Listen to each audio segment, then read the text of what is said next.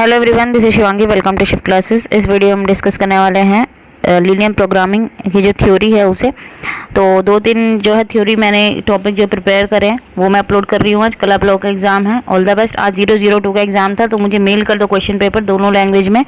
PDF बना के जो भी बच्चा सेंड करेगा पीडीएफ बना के मुझे मेल करना, और दोनों लैंग्वेज में, एक लैंग्वेज में मत करना, ताकि जो हिंदी मीडियम वाले स्टूडेंट हैं उन्हें भी क्वेश्चन से हेल्प मिल जाए नेक्स्ट एग्ज़ाम के लिए।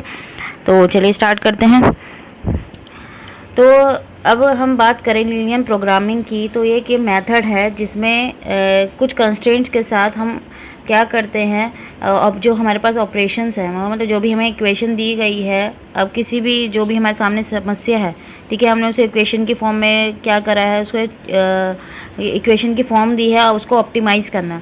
तो जो मेन ऑब्जेक्टिव है लीनियर प्रोग्रामिंग का वो क्या है, या तो जो हमारे पास न्यूमेरिकल वैल्यू है उसको मैक्सिमाइज़ करेंगे या फिर मिनिमाइज़ करेंगे। तो जो लीनियर फंक्शन होता है वो उसमें क्या होता है कि कंस्ट्रेंट होता है, ठीक है। कंस्ट्रेंट होता है किसकी फॉर्म में, लीनियर इक्वेशन। लीनियर इक्वेशन क्यों कहते हैं, क्योंकि वहाँ पे जो डिग्री होती है वो क्या होती है, 1 होती है, ठीक है। डिग्री क्या होती है, 1 होती है, इसलिए लीनियर इक्वेशन कहा जाता है, या हम बोलते हैं इनइक्वालिटी की फॉर्म में होते हैं।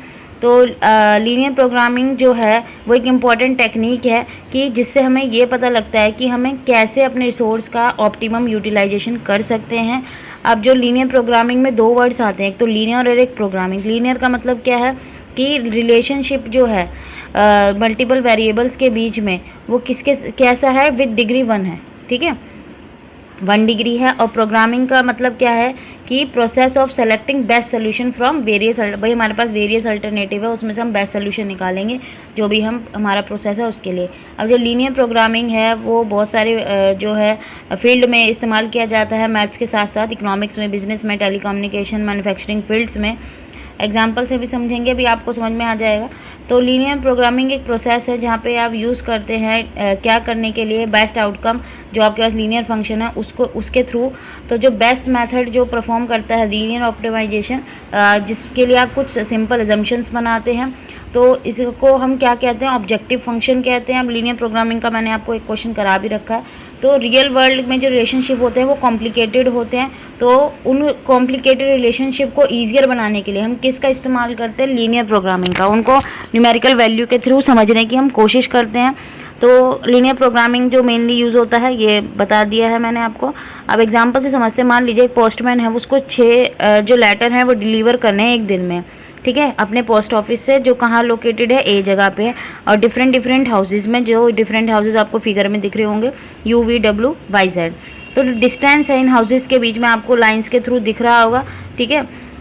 पोस्ट ऑफिस से भाई ए पोस्ट ऑफिस से भाई जो वाई है वो आपको दिख रहा होगा कितना दूर है, ठीक है। तो पोस्टमैन इस तरीके से रूट ढूंढेगा, शॉर्टेस्ट रूट उसको ढूंढना है, ताकि वो क्या कर सके, सब एक तो सारी जगह पे सारे घरों में लेटर पहुंचा सके, साथ साथ उसका फ्यूल भी बचे, ठीक है भाई। वो शॉर्टेस्ट जो देखेगा रास्ता कि भाई वो सबके घर पे भी पहुंच जाए, लेटर डिलीवर कर दे और उसका फ्यूल भी बच जाए।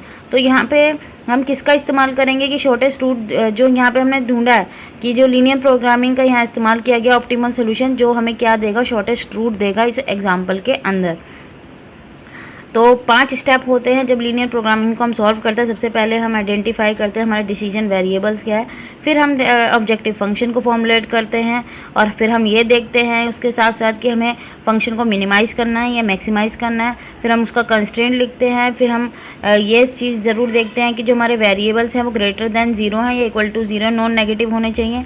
और अब हम लास्ट स्टेप में हम क्या करते हैं कि हम उसको सॉल्व करते हैं, या तो हम सिंप्लेक्स मेथड से या फिर ग्राफिकल मेथड से। तो ये थी थ्योरी। आई होप आपको क्लियर हो गई होगी। अगर वीडियो अच्छी लगी हो तो like it, share and subscribe my channel. Thank you.